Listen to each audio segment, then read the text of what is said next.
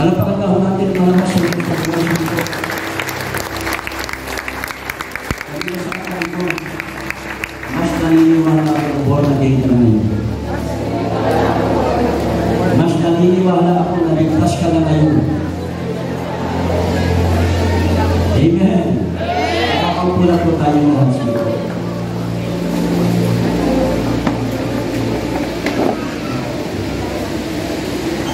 Gusto nga po natin yung ating Bible. Mag-share na po ako ng maisya.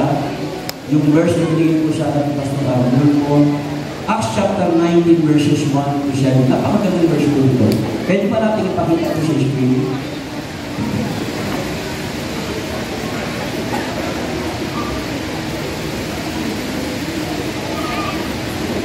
Acts chapter 19 verses 1 to 7. Pwede po ba natin ipakita po?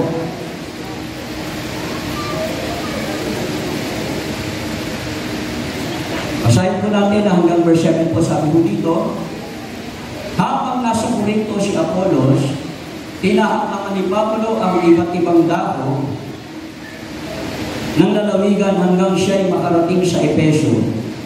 May natagpuan siya roon na ilang alagad. At sila'y tinanong niya, tinanggap ba niyo ang Espiritu Santo ng kayo'y sumampalataya? Hindi po, hindi namin narinig na may Espiritu Santo ang tugon nila. Diyan muna kapatid, kung sino man yung nag-aaral, diyan muna. Ang setup po dito para makunawaan natin, ang namit po ni Pablo, mga Kristiyano.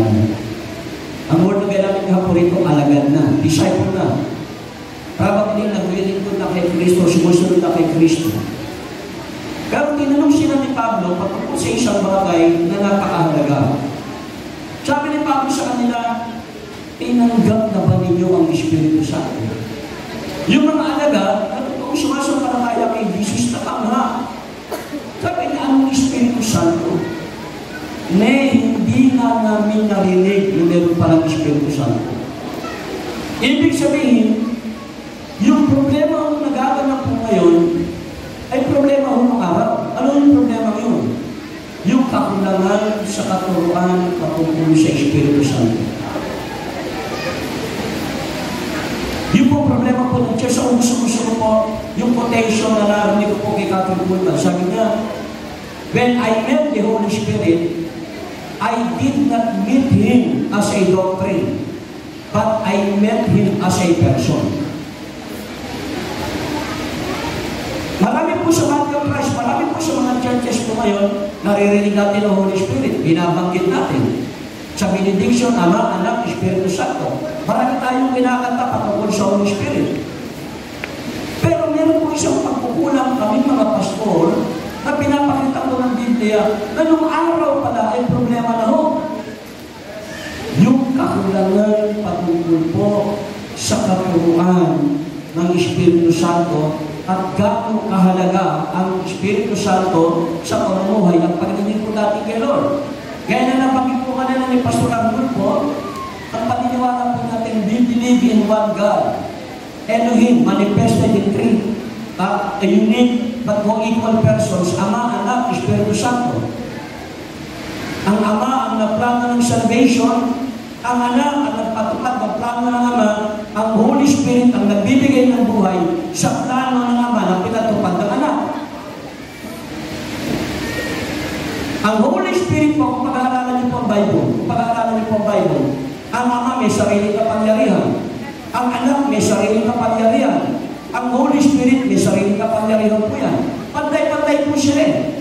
Pero kung pag-aaralan niyo po ang Bible, ang Ama hindi na ginamit ang kanyang sariling kapangyarihan sa Old Testament.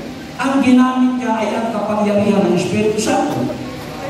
Kaya masabi po ito sa Genesis chapter 1 verse 1 and 2, God created the heavens and the earth. In the beginning, God created the heavens and the earth.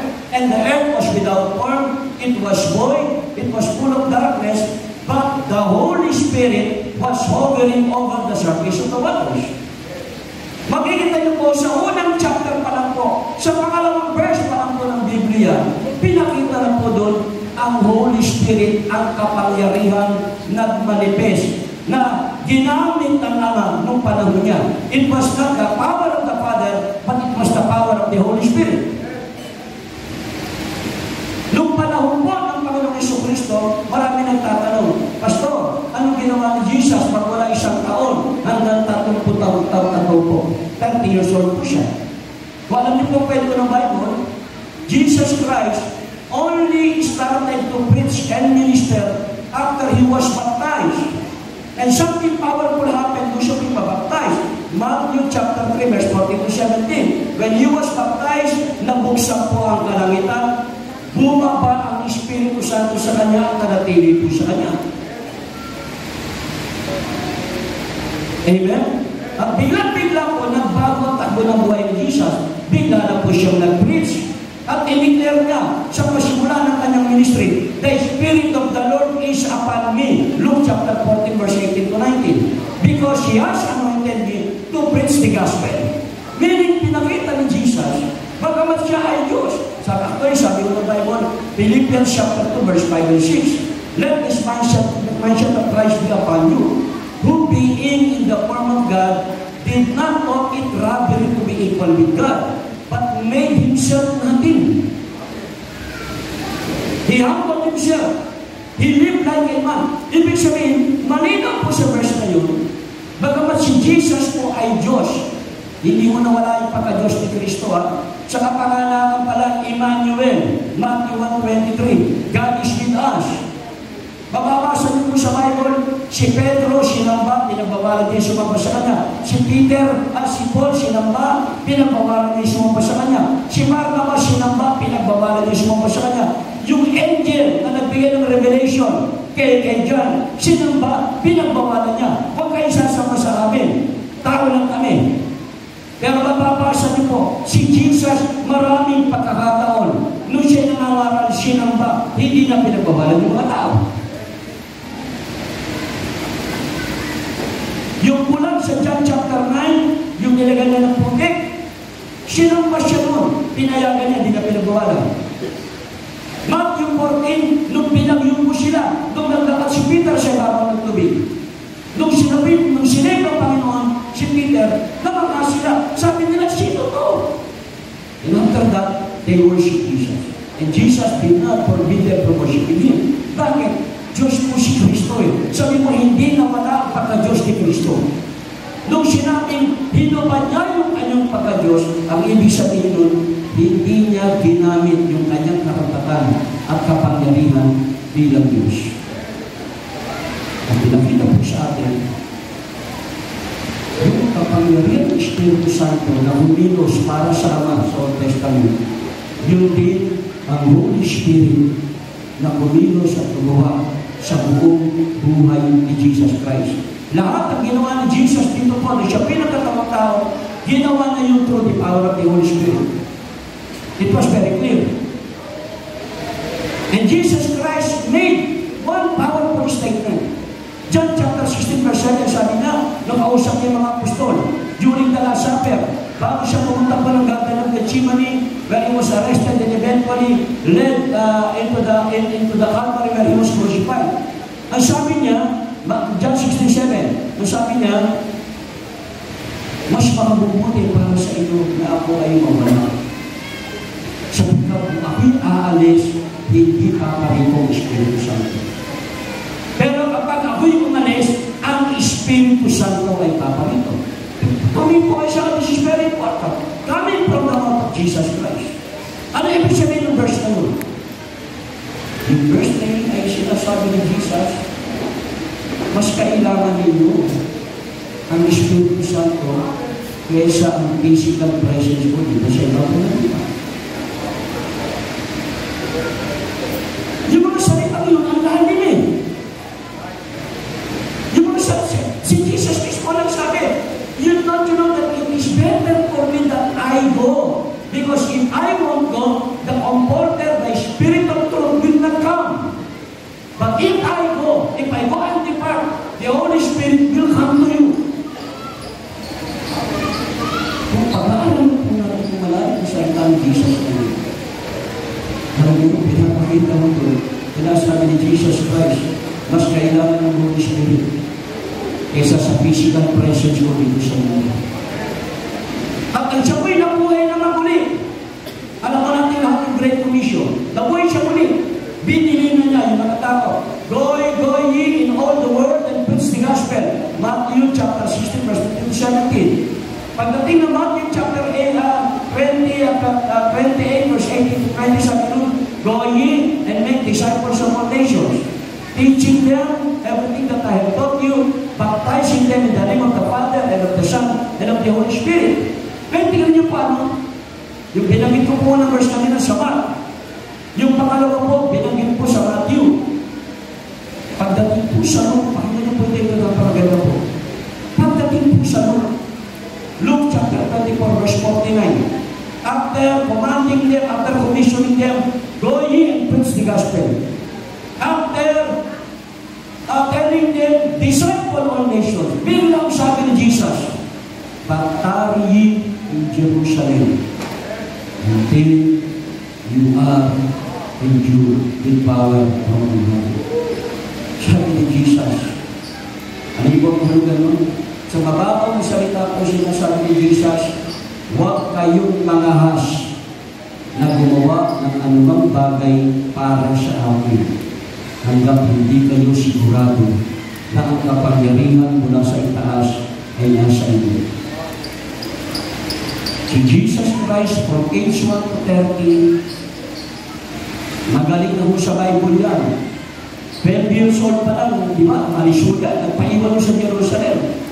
And the priests were amazed at the wisdom which they heard from Jesus. 12 nagtatanong ang ikipag-reasoning. From age, bata pa lang si Jesus, magaling na sa Bible ko yan. Nag-aral ko yan. Pero hindi siya nangahas mangaral. Hindi siya nangahas gumawa ng anumang bagay. Hanggang hindi siya nababautismohan kung saan pinakita binabay siya ng kapangyarihan ng Holy Spirit. Meaning Jesus Christ depended totally on the power of the Holy Spirit. He decided not to use his own power, but everything he accomplished in this world, he accomplished through the power of the Holy Spirit. Bigla-bigla, sabi ng angel, Acts chapter 2, verse 38, and you shall receive power when the Holy Spirit has come upon you. Ano yung ginawa po ng mga disipulo? After that, they stayed 10 straight days doon po sa upper room. Nung bumalik na po si Jesus, ang natin na, nakako siya 3 days after the buhay. After nung nag-stay pa si Jesus dito ng 40 days. Pinangaralan po yung mga disipulo, binilinan sila. When Jesus Christ finally departed to sit at the right hand of the Father, yung po yung ika-4 na pong araw magmula po nung panahon siya'y nabuhay mula sa mga patay. And after that, the disciples went to Jerusalem in the upper room. 10 diretsong araw, nandun lang mo sila. Nagpe-pray, nag-sharing, nag-worship, nagpa-fasting. On the 10th day, which is the 50th day from the time that he was resurrected, which was the day of Pentecost, ika-10 araw ng kanilang pag-gather, bumaba ang Holy Spirit. They spoke in tongues. They were baptized by the power of the Holy Spirit. Ito mga disipulo itong takot na takot. Si Pedro na pinagkagulo si Jesus. Ito mga disipulo ito na nagtakbuhan. Alam niyo bang si Jesus Christ pinako? Lahat siya nagtakbuhan. Si Pedro lang ang nagkagulo. Pero sila lahat nagtakbuhan. Ito mga duwag na ito. Biglang-biglang naging ibang-iba. Biglang nag-preach ng may katapangan, nag-preach ng may conviction, nag-preach ng may kapangyarihan. Bakit? Yung Espiritu Santo na pumilos para sa Ama sa Old Testament, yung Espiritu Santo na gumawa sa buhay ni Jesus, yung din, yung Espiritu Santo na ibibigay, pinagkaloob, nananahan sa bawat isa sa ating ngayon.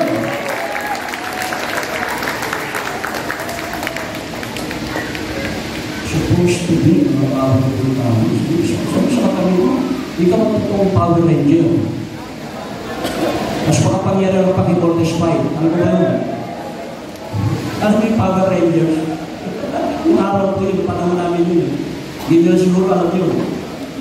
Supposed to be. Diba sabi ng Bible? 1 Corinthians 3:16, we are the temple of God. The Spirit of God dwells in us.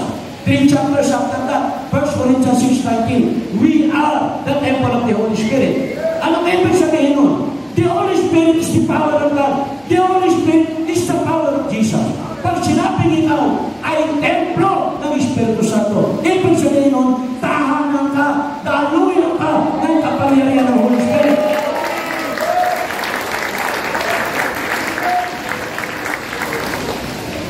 Kung sabi ko, mahal ng mahal na, tanongin mo yung sa katabi ko, born again ka pa tayo. Alam po, lagi ko natin naririnig. Dumaloy ang dugo ni Jesus at tayo ay namilis. O naman po yun. Kaya pinagdiinan talaga ng Bible, hindi na only die. Yung kanyang kamatayan sa krus, sa pamamagitan nun, dinala niya yung bigat ng ating kasalanan. Pero pinagdiinan sa kamatayan ni Jesus ay hindi lang yung kanyang kamatayan. Dumaloy ang kanyang dugo. Yung dugo niya, kaya dumalo yun, lininis tayo ng lahat. Naminis siya na tayo mo, totoo na mo, malinis ka. You got purified, you were cleansed. Hindi ka lang napatawad. Yung lahat ng ugat ng kasalanan sa atin, nilinis ng dugo ni Jesus.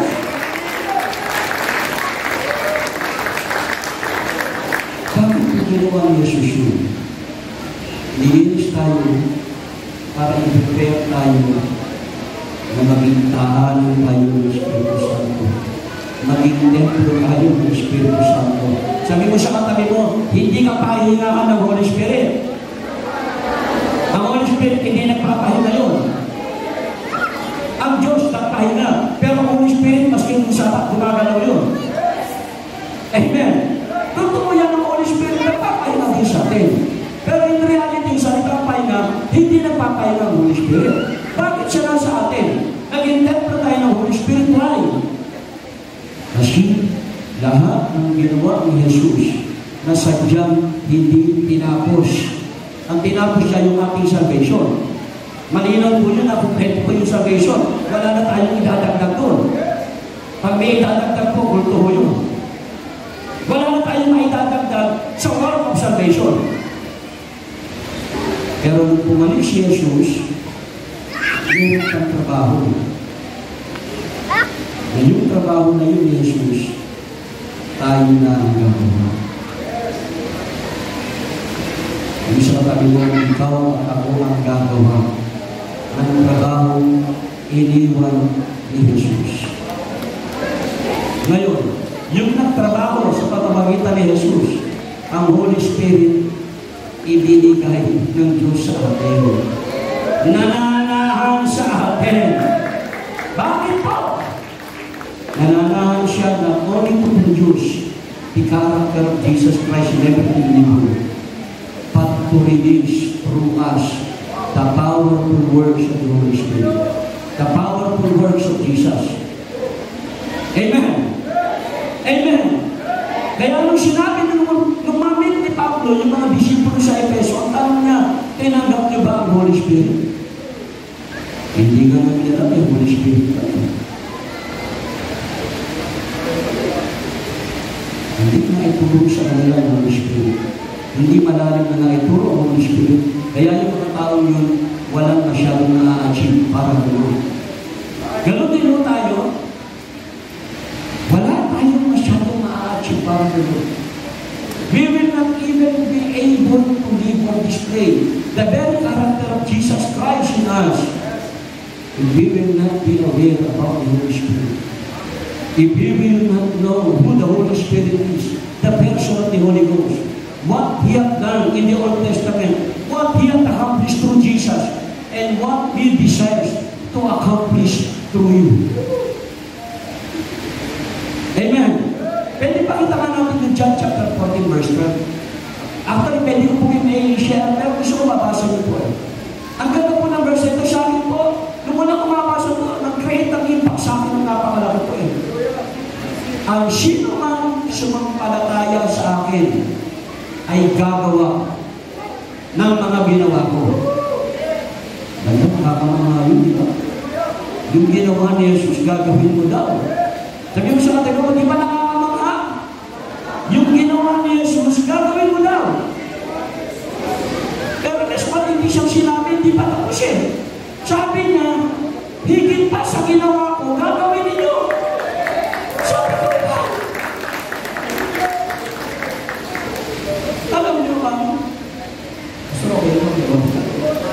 Alam niyo ba? Matthew, Mark, Luke yan. Ang kinover lang mo ng buhay ng Panginoon Jesus ay 53 days lang. Everything we read in the Bible, Matthew, Mark, Luke yan about Jesus, 53 days lang po ng buhay niya yun. Kasama ho doon yung pinanganak siya, kasama doon yung inalay siya, kasama doon yung 12 taon siya, kasama doon yung binautismo siya. Kaya yung pag-minister niya, 49 days lang. Mga tayo, di ba? Yun lang mo nang marinig ko, ano? Gagawin ko yung ginawa ng Diyos. Sabi mo sa katabi mo, hindi bolero si Jesus Christ. Hindi mo si Jesus, hindi ka pampangan yun. Hindi bolero. Napampangan ko, biro ko lang po yun. Taga-Mexico, pampangan ko, mga magulang ko. Puro po ako pampangan. Father side, patna mothers. Pero kung may kelit po, hindi pakitas na pampangan. Kaya lang, ito lang ihasa ko sabi ka. Nabukokan yung grade nila. Pero, sabi po niya, ano? Isipin mo lang yung ginawa ni Jesus, pinagagawa niya sa atin. Parang namamanghala ko eh. Pero sinabi niya, higit pa sa ginawa ko. Ano ibig sabihin nun? Hindi natin kaya nagpasan si Jesus. Pero naniniwala ako, may mga bagay na sadyang hindi ginawa ni Jesus kasi ang gusto niya, tayong gagawa.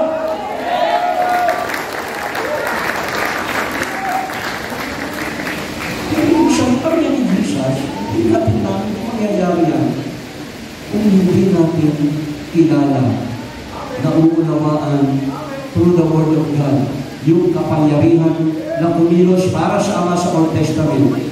Yung kapangyarihan na bumalaw sa lahat ng paglilingkod ni Jesus. Yung persona at kapangyarihan ng Holy Spirit na na kay Jesus, na kung hindi mo na umunawaan, the same Holy Spirit that worked in Jesus Christ is the very same Holy Spirit that is dwelling inside every one of us. Kung ganda lang hindi mo puro sa akin. Hindi naman po siya mag-aano mo, Pastor. Hindi po ako graduate ng Bible School. Kasi nung araw ko, ay nung manghilip ng church po namin, God chosen ako eh. Yung kay Pastor Chris, dati ng church namin, nakasama kami ng Pastor Ayanyo, Arroyo. Gusto, alam ko may calling ako eh. Lahat po ng Bible School dyan sa Karuhatan, pinuntahan po namin. Walang tumanggap sa akin kasi mahirap ang church namin. Wala akong pambayan. Sabi kaya akong biro ko, buti pa SM, SCA, ang Bible School, wala. Hindi, don't get ka naman po natin ng Bible School. At hindi mo sinasabi po kayo mag-aral ng Bible School. Wala po kung binta kayo, mag-aral po kayo. Pero alam mo, aking pa ngayon na unawaan. Sa case ko po ito, hindi ako nakapag-aral, pero malinaw sa akin ang Holy Spirit. Naramdaman ko po ang kilos ng Holy Spirit. Hinabad niya ako sa prayer. Nagbasa po ako ng nabasa ng Bible. Ang Bible po, magmula pa ho ng araw, binata pa po ako, binabasa ko na yan. Ngayon po, 63 na po ako. Pastor, dalawa lang natin. Yung pangatlo, ako na ho yun. Ako na po ako. Napapanganak lang ng anak ko po panganay. Hanggang noon, hanggang ngayon po, binabasa ko po ang Biblia. Hindi po ito pagmamayabang, hindi po ako nagmamalinis. Nabasa ko na po ang Bible more than 70 times. From Genesis to Revelation, pero hanggang ngayon binabasa ko pa rin. Bakit po? Nararamdaman ko yung conviction ng Holy Spirit. It was the Holy Spirit who is convicting me to read it, just read it again and again. Hindi po mag-graduate ng Bible School. Pero na-realize ko po through the Word of God, ang karunungan, ang revelation galing sa Holy Spirit. Ang wisdom galing sa Holy Spirit. Ang pag-alam sa kaalaman sa salita ng Diyos, ang Holy Spirit ang nakapagbibigay. Ang kalakasan para makapaglingkod sa Holy Spirit galing. Amen. Ang kapangyarihan para magawa natin ang pinagagawa ng Diyos sa atin. Lahat yan ay sa Holy Spirit. Lesson po para sa akin, sa case ko po. Naging beneficial po sa akin. Sa case ko po, ang disenyo ng Diyos, huwag akong mag-aaral ng Bible School. Sa case ko po yun, ulit ko po sa akin po. Hindi ko sinasabing special po ako. Because dahil po nun, nabuksan ang isipan ko sa persona ng Espiritu Santo. Ngayon po, 63 na po ako. Matagal-tagal na po ako ng papastol. At iisa lang ang sinasabi ko. Wala akong alam sa paglilingkod kayo. Ang tanging ginagawa ko ay kung ano lang yung naririnig at nararamdaman ko na sinasabi ng kasama ng Holy Spirit sa pamamagitan ng kanyang buhay ng salita. Amen!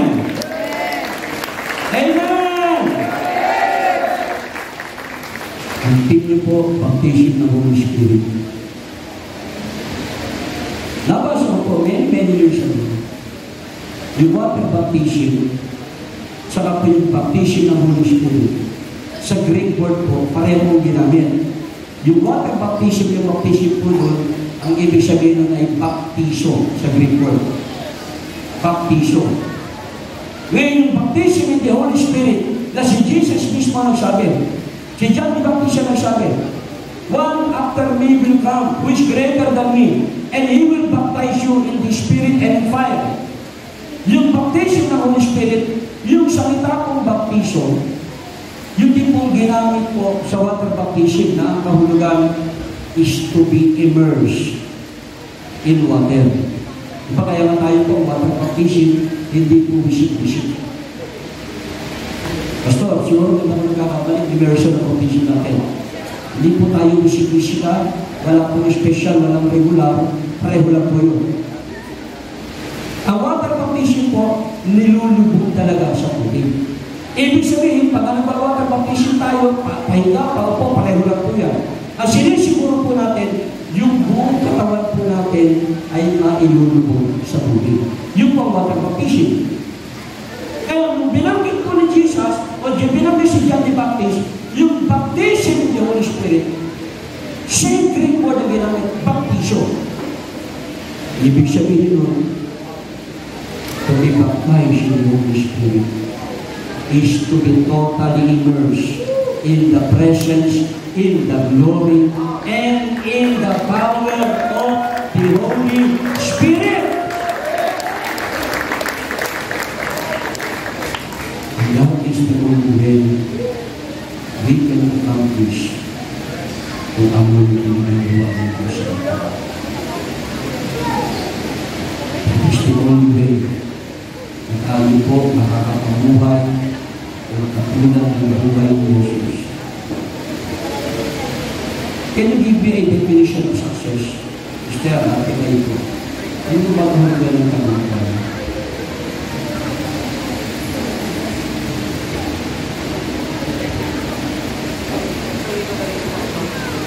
Tagumpay po ng ating spiritual life. Maganda po. Sige po, sino po makapagbibigay ng definition po ng tagumpay? Ngayon po, pinag-uusapan, kanto, marami po matatagumpay na kontrakto. Yung tagumpay mo sila, huwag natin pag-usapan yung tagumpay nila. Kung yung tagumpay nila, bahala Panginoon sa kanila, mabor na ginawa silang lahat. Isipin mo, ang dami ng pastor kung magta-tights lang yun. Kasi tinuturo ko ng Bible, pag ininya na ako, dapat magta-tights. Ano sa Bible po yan? Ano ba yun? Kaya ito tayo, naman ko yung magdanakaw ka, at least mag-tights ka. Mabait nga si Jesus, 10% ang din ang inihilig.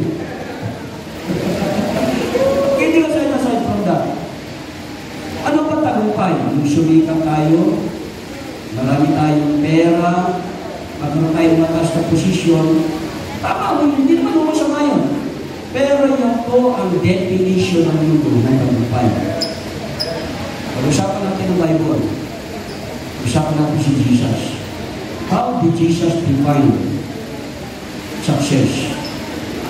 As far as Jesus is concerned, isa lang po at napaka-basic at napaka-simple lang ng kahulugan ng tagumpay. Yung matapos mo, makumpleto mo, yung assignment na yun yung pinagagawa ng Diyos sa atin.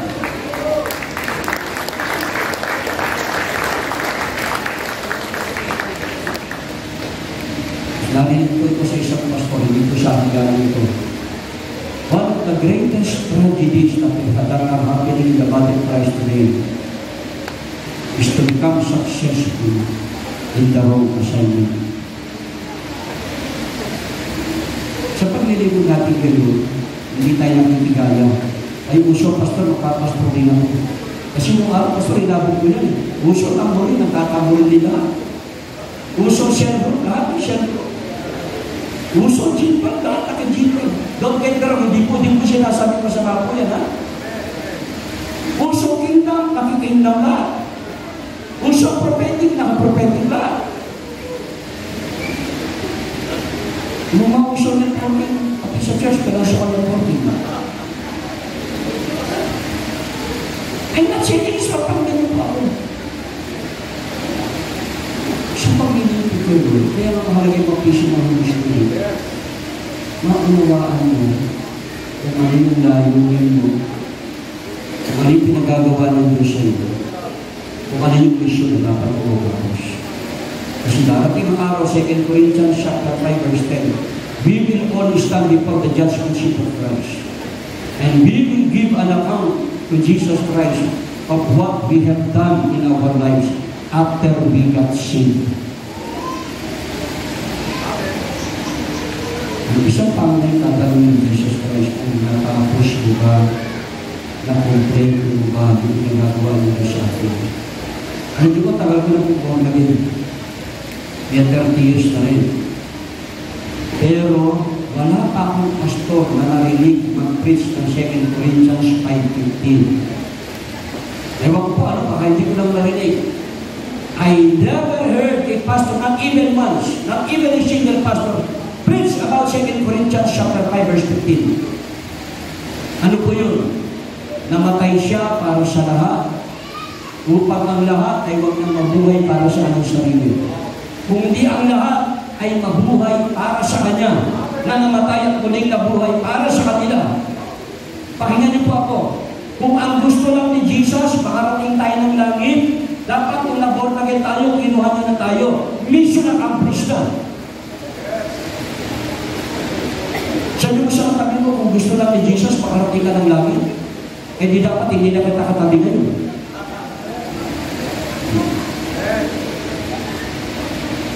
Kung yun naman gusto niya, ang problema, yung kasi nakikita natin, araw pupunta ako ng langit.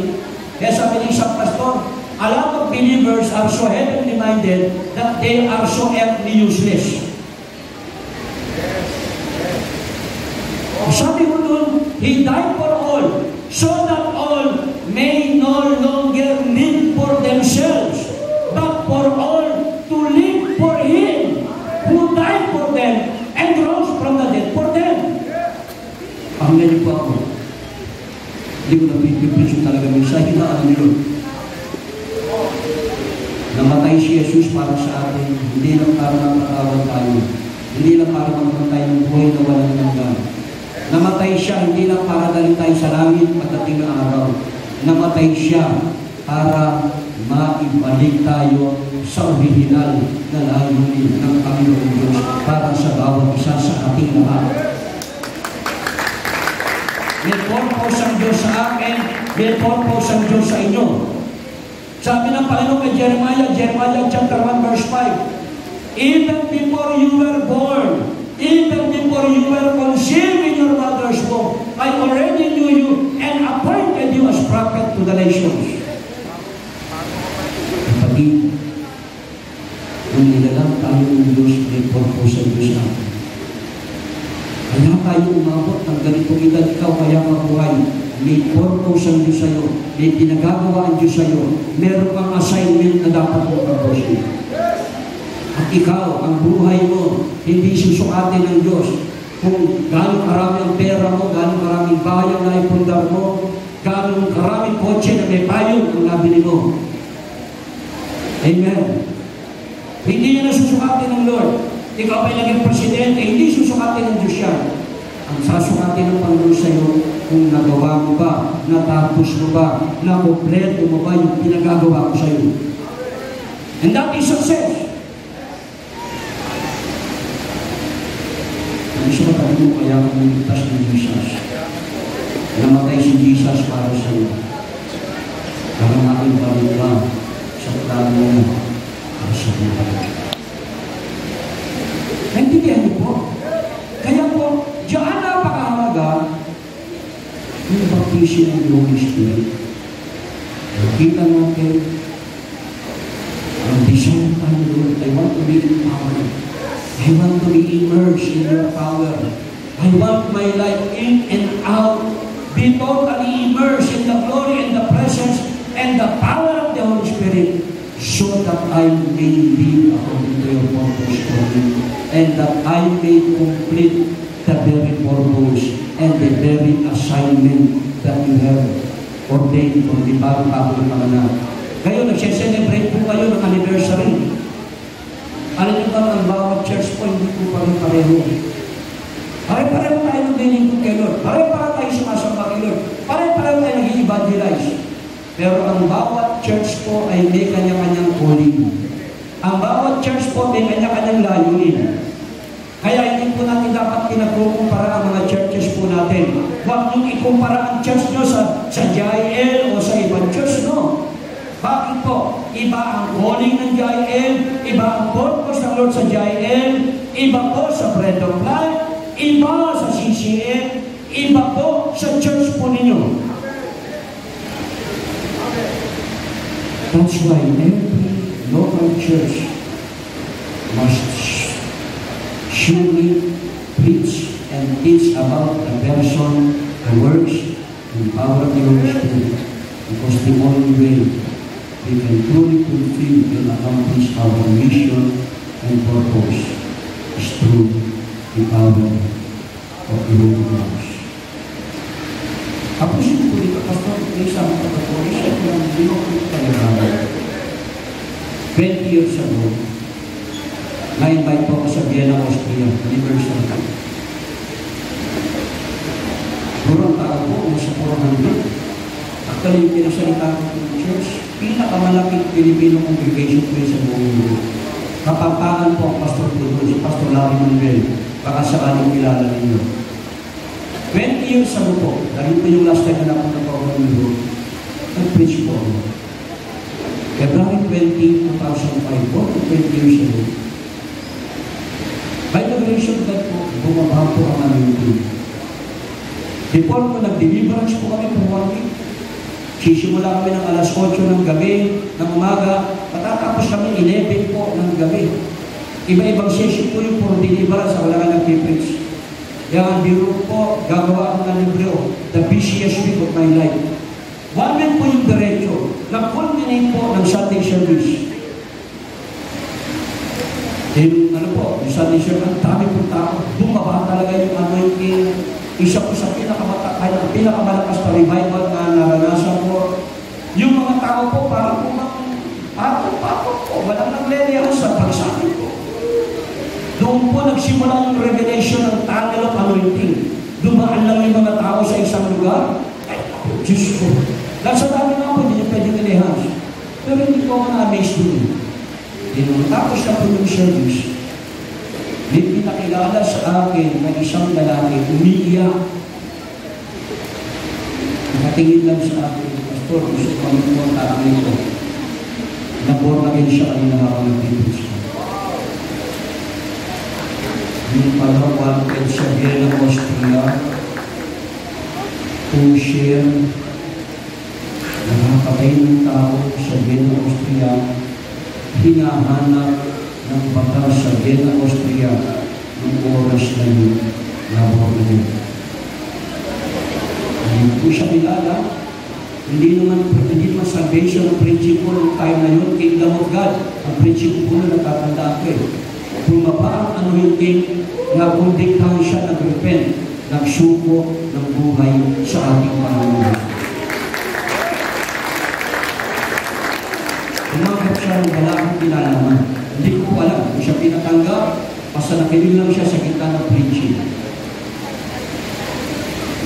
Yan mo, tayong lahat ako, tayong lahat, kailangan natin ng baptism ng Kristo. Kung meron tayong aking hinahanap sa buhay natin, yan ay walang iba, kundi ang buhay natin ay babalot ng kaluwalhatian, ng kanindigan at kapangyarihan ng Holy Spirit. Because that is the only way we can succeed in completing the very purpose and the very assignment of God. Amen. Palapakan na natin malakas ang Diyos ng Lord. Ilang panahon, hindi pa ang lahat ng mga worship dito. Asyensya lang kung hindi ang marunong kumantay. Patay na natin ang Holy Spirit. Oral na lang, City Harvest. Alam ka tayo. Ang ganyan po ako. Sino po rito gusto mabaptize sa Holy Spirit? Sino po?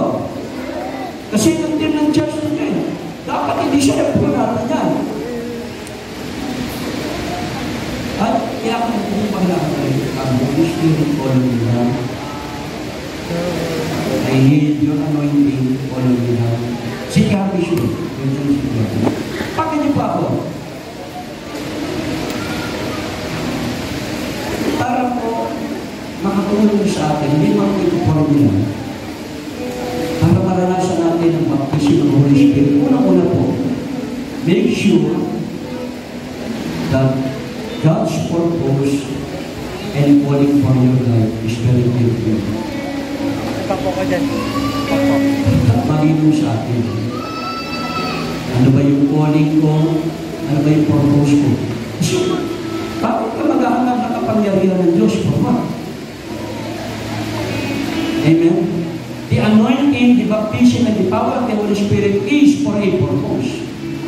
Primarily, to help you, empower you, complete and fulfill your calling and your vision, your purpose. Kaya dapat malinaw sa atin. Dapat malinaw sa inyo, tinawag ka akong pastor, tinawag ka akong evangelist, tinawag pa akong ganito, tinawag pa akong ganyan. Dapat malinaw sa atin yung calling natin. Ano ba, malinaw sa inyo yung calling ninyo? Sure pa kayo, tinawag kayo ng Lord sa worship. Sure sa program. Dapat malinaw sa atin ito. Pangalawa ho, dapat willing tayong mag-surrender kay Jesus. Dapat willing natin i-surrender ang lahat kay Jesus Christ. Ang Holy Spirit po ay banal. Kaya nga banal na Espiritu tawag sa atin. May mga bagay-bagay po na tayo po ay nagagawa na ayaw ng Panginoon. Kaya nga po sa Bible, ang turo Ephesians 4:29, do not grieve the Holy Spirit. Huwag mo sasaktan ang Holy Spirit. We must be willing to surrender everything na ginagawa natin hindi tama sa harapan ng Diyos na buhay. Anything that grieves the Holy Spirit. Nabanggit po kanina, nag-deliverance po kami. Yan po talaga ministry po namin. Alam nyo, ang number one reason kung bakit ang isang nananampalataya na aatake pa ng kaaway, galit. Unforgiveness, resentment, ayaw natin magpatawad. Pangalawa ho, inggit, selos. Pangatlo, takot. Pang-apat, kayabangan. Yan po yung pinaka-central po dahilan. Ang point po is, i-surrender natin ang dapat natin i-surrender kay Lord. Bababa ang anointing sa atin. Amen? Amen? Ano pa natin ang malakas yung Lord?